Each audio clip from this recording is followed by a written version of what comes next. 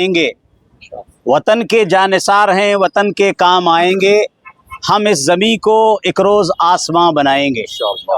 हम हिंदुस्तानी मुसलमान मुहिब्बान वतन हैं।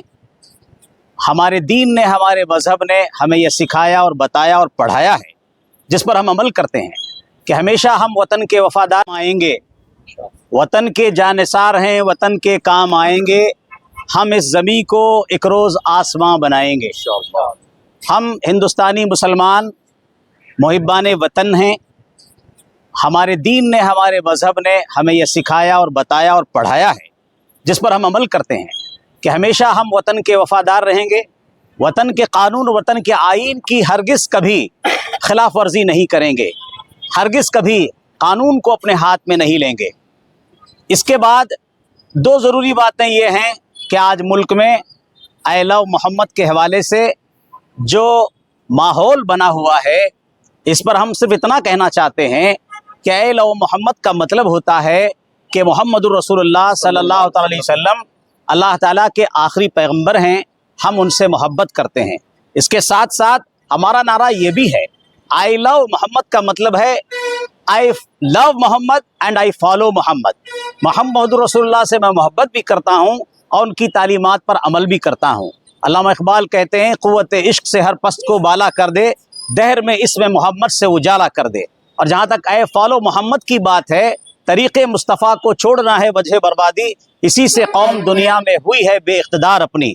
सारी दुनिया के जितने भी रिफॉर्मर्स गुजरे हैं, सारी दुनिया के बड़े बड़े मुस्लिहीन कौम गुजरे हैं, कायदीन सियासत व कायदीन अक़वाम आलम गुजरे हैं, तमाम ने बिल इत्तफ़ाक़ हुज़ूर सैयदना मुहम्मदुर रसूलुल्लाह सल्लल्लाहु अलैहि वसल्लम के बारे में ये तासुर दिया है कि most influential person in history, he was supremely successful in both religious and secular spheres.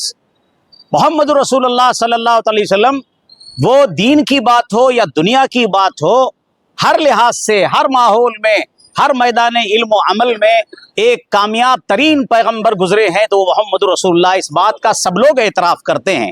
मोहम्मदुर रसूलुल्लाह की तालीमात में रहम व करम है, प्यार व मोहब्बत है, उख़ुवत है, भाईचारा है और अक़वाम आलम के साथ यूनिवर्सल अंडरस्टैंडिंग करने की तालीम हमारे आका सल्लल्लाहु अलैहि वसल्लम ने अता फरमाया है।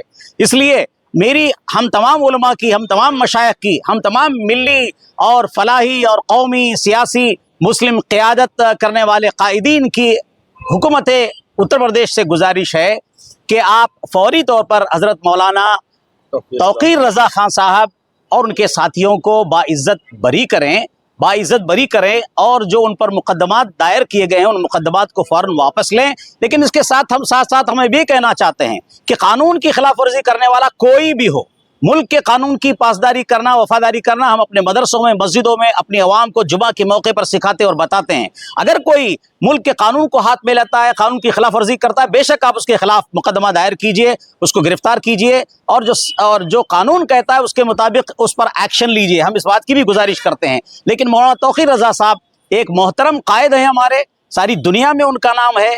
आपसे हमारी गुजारिश है, अपील है कि बाइज़्ज़त उनके साथियों को, उनको रिहा करें। यही हम आपसे अपील और गुजारिश करना चाहते हैं। उम्मीद है कि उत्तर प्रदेश की सरकार इस सिलसिले में तवज्जो देगी। शुक्रिया, थैंक यू।